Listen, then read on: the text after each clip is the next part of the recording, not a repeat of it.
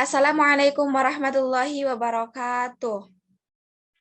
Waalaikumsalam warahmatullahi wabarakatuh. Hamdan katsiran thayyiban mubarakan fih kama yuhibbu rabbuna wa yardah. Asyhadu an la ilaha illallah wahdahu la syarikalah wa asyhadu anna Muhammadan abduhu wa rasuluh. Puji dan syukur marilah kita panjatkan kehadirat Allah Subhanahu wa taala yang mana atas nikmat dan karunia-Nya kita bisa berkumpul pada presentasi kali ini walaupun secara tatap layar melalui Zoom. Pada kesempatan kali ini, insya Allah kita akan berdiskusi mengenai inovasi kurikulum berbasis kompetensi. Saya izin share screen dulu.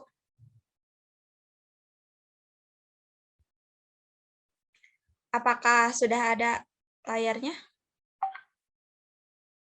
Sudah.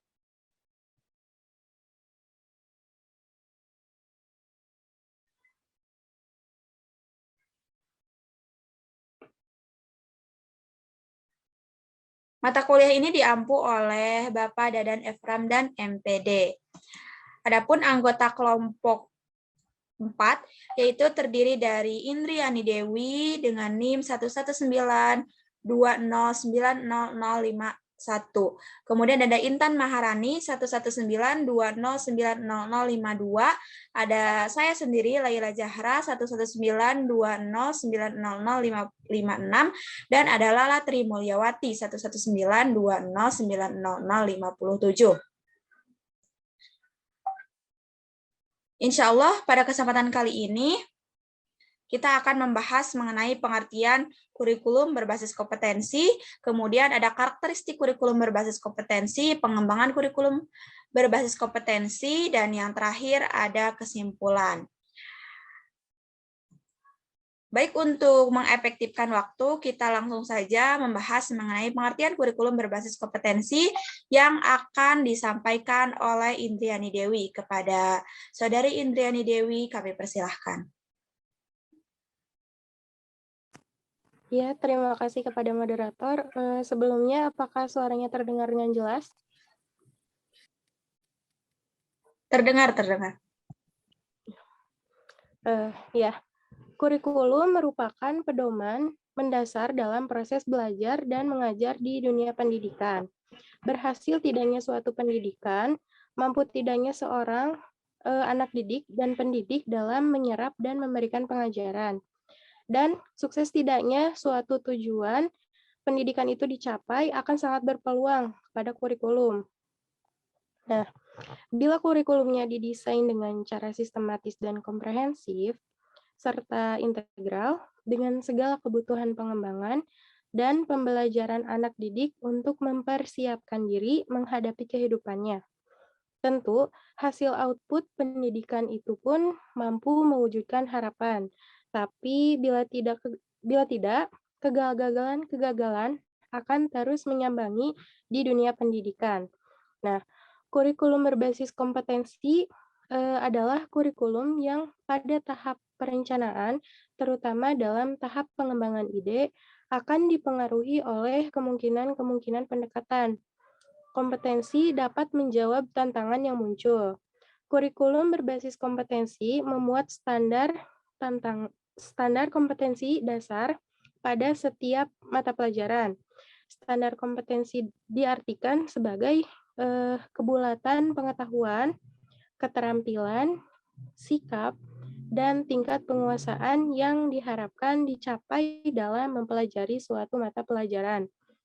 Mungkin cukup sekian dari saya, dikembalikan kepada moderator.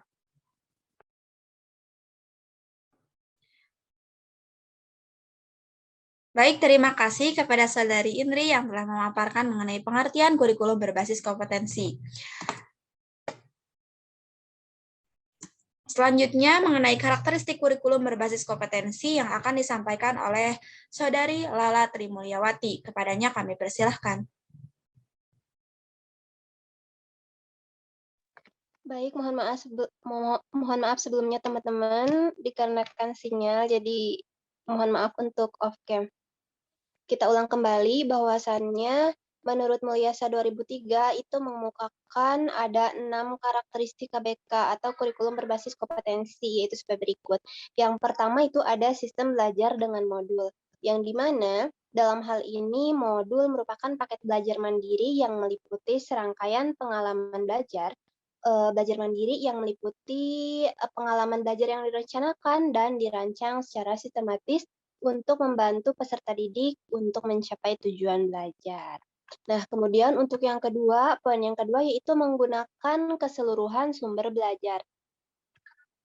Di dalam kurikulum berbasis kompetensi ini, tenaga pengajar tidak lagi menjadi peran utama dalam proses pembelajaran, karena pembelajaran dapat menggunakan aneka ragam sumber belajar yang seperti selain dari manusia, itu ada bahan belajar, yaitu buku dan juga lingkungan. Baik, untuk poin yang ketiga, yaitu pengalaman lapangan.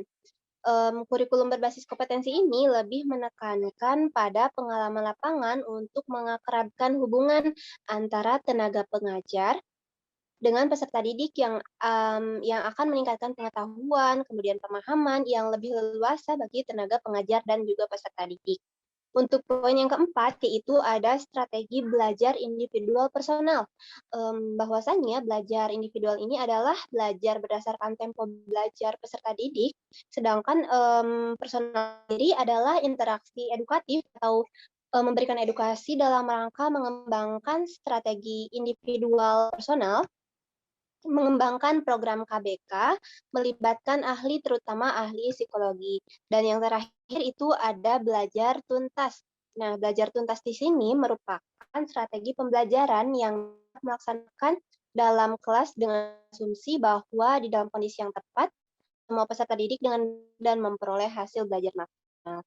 Nah, jadi dari uraian di atas ini, dari keenam karakteristik kurikulum berbasis kompetensi ini, sistem pembelajaran dalam kurikulum berbasis kompetensi jika dilihat dari karakteristiknya ini khusus bahwa sistem pembelajaran dalam KBK itu sangatlah praktis, yaitu untuk mengembangkan didik yang dalam artian dengan sistem ini sifatnya universal, yang telah mencakup secara keseluruhan kegiatan pembelajaran yang menjadi kebutuhan pokok peserta didik.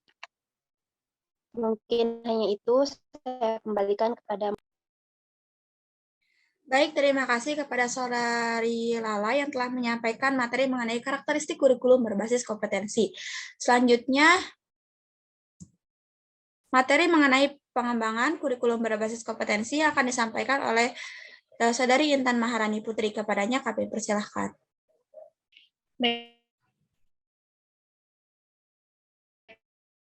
Kurikulum berbasis kompetensi. Perkembangan dan perubahan yang terjadi dalam kehidupan masyarakat, bangsa, dan bernegara di Indonesia tidak terlepas dari pengaruh perubahan global, perkembangan ilmu pengetahuan dan teknologi, serta seni dan budaya. Perubahan secara terus-menerus ini menuntut perlunya perbaikan sistem pendidikan nasional, termasuk penyempurnaan kurikulum untuk mewujudkan masyarakat yang mampu bersaing dan menyesuaikan diri dengan perubahan zaman. Pengembangan kurikulum sendiri merupakan proses perencanaan dan penyusunan kurikulum oleh pengembangan kurikulum dan kegiatan yang dilakukan agar kurikulum yang dihasilkan dapat menjadi bahan ajar dan acuan yang digunakan untuk mencapai tujuan pendidikan secara nasional. Pengembangan kurikulum ini menurut Dimyati dan Mujiono mengacu pada 3 unsur, yaitu pertama, nilai dasar yang merupakan falsafah dalam pendidikan manusia seutuhnya. Kemudian fakta empirik yang tercermin dari pelaksanaan kurikulum baik berdasarkan penilaian kurikulum, studi maupun survei lainnya. Serta yang ketiga yaitu landasan teori yang menjadi arahan pengembangan dan kerangka penyorotan. Kemudian menurut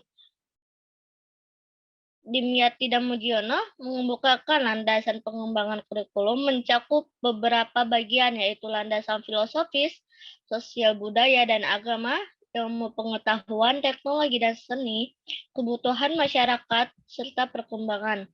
Menurut Hernawan, 5 prinsip dalam pengembangan kurikulum, yaitu prinsip relevansi, yaitu internal bahwa kurikulum memiliki relevansi di antara komponen kurikulum seperti tujuan, bahan, strategi, organisasi, serta evaluasi.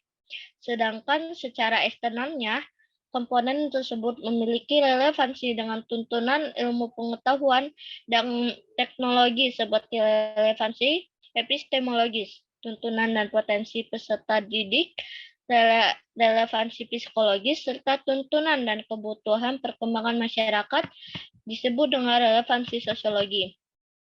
Kemudian prinsip fleksibilitas pengembangan kurikulum mengusahakan agar yang dihasilkan memiliki sifat luas, lentur, dan fleksibel dalam pelaksanaannya. Kemungkinan terjadi penyesuaian berdasarkan situasi dan kondisi, tempat dan waktu yang selalu berkembang, serta kemampuan dan latar belakang peserta didik. Kemudian prinsip kontinuitas, yaitu adanya kesinambungan dalam kurikulum, baik secara vertikal maupun secara horizontal. Pengalaman belajar yang disediakan kurikulum harus memperhatikan kesinambungan, baik di dalam tingkat kelas, antar jenjang pendidikan, maupun antar jenjang pendidikan dan jenis pekerjaannya.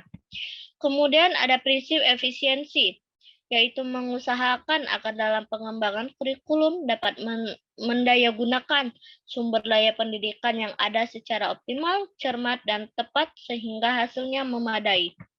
Kemudian yang terakhir yaitu prinsip efektivitas, yakni mengusahakan agar kegiatan pengembangan kurikulum mencapai tujuan tanpa kegiatan yang mubazir, baik secara kualitas maupun kuantitas.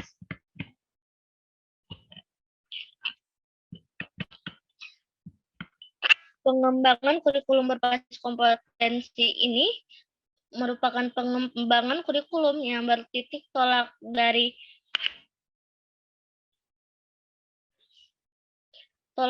kompetensi yang seharusnya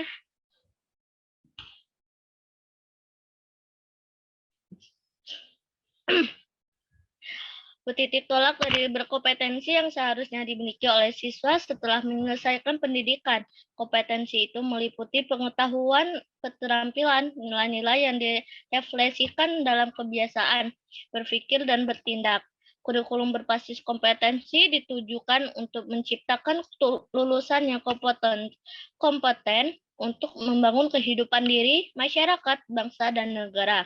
Kurikulum ini merupakan suatu sistem kurikulum nasional yang mengakomodasikan berbagai kebutuhan tingkat nasional, daerah, dan sekolah, serta dapat diperkaya untuk kepentingan global. Sebagai suatu sistem, kurikulum berbasis kompetensi merupakan standar kompetensi nasional. Daerah dan sekolah menjabarkan standar tersebut ke dalam seperangkat rencana dan pengaturan kegiatan pengalaman belajar, materi pembelajaran, alokasi waktu pengelolaan kelas, media dan sumber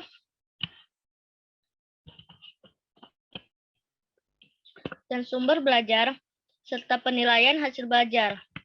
Keberhasilan pelaksanaan kurikulum berbasis kompetensi ini ditandai dengan perwujudan kebiasaan berpikir dan bertindak peserta didik dalam kehidupan sehari-hari dalam keluarga, sekolah, dan masyarakat. Kurikulum ini perlu dinilai secara berencana dan berkala untuk mengetahui efektivitas dan efisiensi dalam pelaksanaannya.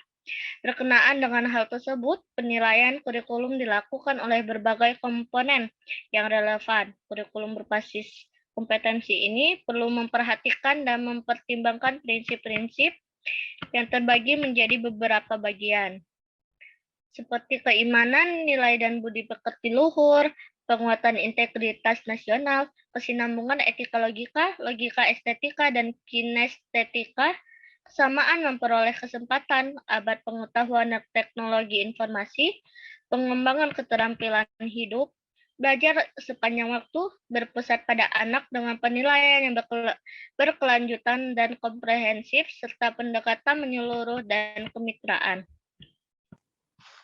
Ya, yang selanjutnya yaitu ada 3 langkah kegiatan pengembangan kurikulum berbasis kompetensi. Yang ke-1, bentar, kok nggak muncul? Nah, yang ke-1 yaitu mengidentifikasikan kompetensi.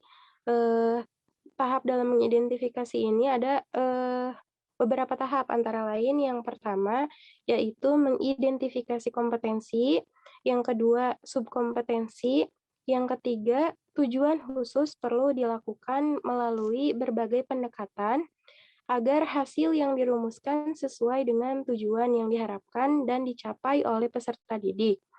Hal ini menunjukkan bahwa penyusunan asumsi-asumsi yang spesifik harus dilakukan sebelum mengidentifikasi tujuan dan kompetensi. Nah, yang kedua, yaitu ada pengembangan struktur kurikulum. Struktur kurikulum berbasis kompetensi telah dikembangkan oleh Depdiknas yang mencakup taman kanak-kanak dan RA, sekolah dasar, dan MI, serta sekolah menengah. Nah, selain itu terdapat contoh dari gambar struktur kurikulum. Nah, untuk contoh dari struktur kurikulum yang di SD atau MI itu dapat dilihat kembali di makalah pada kelompok kami. Nah, yang ketiga yaitu ada mendeskripsikan mata pelajaran. Mungkin sekian, terima kasih. Saya kembalikan kepada moderator. Baik, terima kasih kepada teman-teman yang telah menjelaskan. Kesimpulan dari KBK ini sendiri atau kurikulum berbasis kompetensi, bahwa KBK ini menjanjikan sistem pembelajaran yang berbeda dengan kurikulum yang sebelumnya. Jadi inovasi yang dilakukan itu untuk mengimbangi seiring dengan kemajuan zaman. Dalam konsep KBK ini menitikberatkan pada kemampuan di bidang pengetahuan, keterampilan, sikap yang diwujudkan dalam bentuk tindakan, baik kompetensi akademis, kemudian okupasional, dan kultural maupun temporal. Nah, selanjutnya dalam implementasi pembelajaran dalam KBK ini menekankan pada proses menekankan pada proses pengalaman dengan memperhatikan keberagaman setiap individu. Nah, selanjutnya pengembangan kurikulum berbasis kompetensi dapat disimpulkan itu pengembangan kurikulum yang bertitik tolak dari kompetensi yang seharusnya dimiliki oleh siswa setelah menyelesaikan pendidikan. Kompetensi itu meliputi pengetahuan, keterampilan, dan juga nilai-nilai yang direfleksikan dalam kebiasaan berpikir dan bertindak. Nah, mungkin itu saja teman-teman presentasi dari kelompok kami. Ditutup saja dengan doa. Rabbana atina fid dunya hasanah wa fil akhirati hasanah wa qina adzabannar. Aqulu qouli hadza wa astaghfirullaha li wa lakum. Wassalamualaikum warahmatullahi wabarakatuh. Waalaikumsalam warahmatullahi wabarakatuh.